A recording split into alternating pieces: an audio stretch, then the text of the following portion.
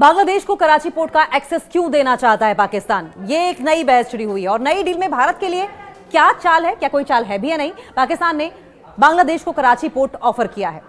हालिया घटनाक्रम से ये बात तो जाहिर है कि उसके इस दांव के पीछे एक गहरी कॉन्स्पिरेसी है, एक गहरी चाल छिपी हुई है, ऐसा एक्सपर्ट्स कह रहे हैं। भारत और बांग्लादेश के रिश्ते इन दिनों तल्ख दिखाई दे रहे हैं और इसी मौके पर पाकिस्तान ने वो दांव खेला है जो दक्षिण एशिया की राजनीति को हिला कर रख देगा।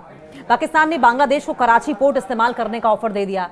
कहा यह जा रहा है कि इससे ढाका को नए समुद्र रास्तों में व्यापार करने में मदद मिलेगी, लेकिन हकीकत यह है कि इस चाल में बहुत गहरी राजनीति छिपी है। पाकिस्तान भारत और बांग्लादेश की नाराजगी के बीच अपनी वापसी का मौका देख रहा है। मुद्दा सिर्फ व्यापार नहीं है।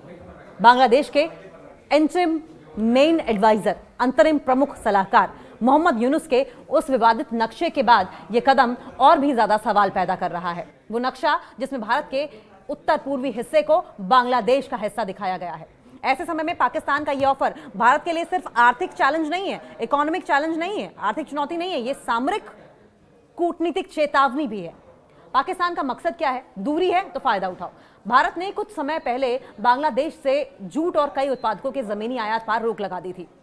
ढाका इसे दबाव की नीति मानता है, वहीं पाकिस्तान इस तनाव को अपने लिए वरदान की तरह देख रहा है। ढाका में लगभग 20 साल बाद संयुक्त आर्थिक आयोग की बैठक हुई है। पाकिस्तान ने सीधे कहा कि बांग्लादेश चाहे तो कराची पोर्ट से अपने जूट और दूसरे सामान दुनिया तक भेज सकता है। पाकिस्तान को उम्मीद किस बात की है? पाकिस्तान को उम्मीद है कि भारत से नाराज ढाका उस पर भरोसा करेगा, क्योंकि वो ये जानता है कि एक परेशान देश को अपने पाले में खींचना ज्यादा आसान होता है।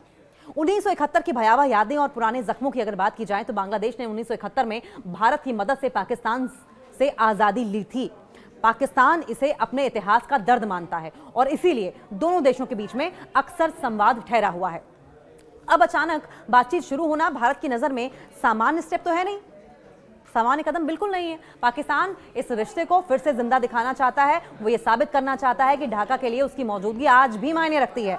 भारत के बीच में बैठे होने के बावजूद वो खुद को ढाका के लिए बेहतर साथी दिखाने की कोशिश कर रहा है। सिर्फ पोर्ट्स नहीं, नजर पूरी दक्षिण एशिया पर बैठक में सिर्फ बंदरगाह की बात नहीं हुई है।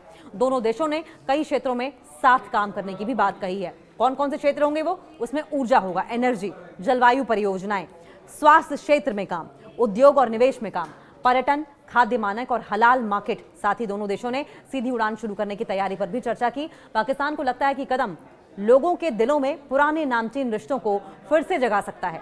बांग्लादेश के मन में क्या चाल है? ढाका जानता है कि अंतर्राष्ट्रीय स्तर पर ताकत वही जो विकल्प रखे। वो भारत को यह संदेश देना चाहता है कि अगर रिश्ता कड़वा हुआ तो उसके पास दूसरे रास्ते भी हैं। इससे भारत शायद अपने फैसलों पर दोबारा सोचने को मजबूर हो जाए। मोहम्मद यूनुस बांग्लादेश में सत्ता संभालने के बाद से भारत पर तीखे बयान दे रहे हैं। देश में अल्पसंख्यकों की सुरक्षा पर भारत की चिंता को ढाका दबाव की राजनीति बता रहा है। यह माहौल पाकिस्तान के लिए बिल्कुल सही है। भारत इस पूरे खेल को बहुत ध्यान से देख रहा है। कराची पोर्ट का इस्तेमाल खुलना मतलब पाकिस्तान के हाथ में बांग्लादेश के व्यापार की चाबी आ जाना। यह भारत की सामरिक कूटनीति के लिए मुसीबत वाला कदम होने वाला है।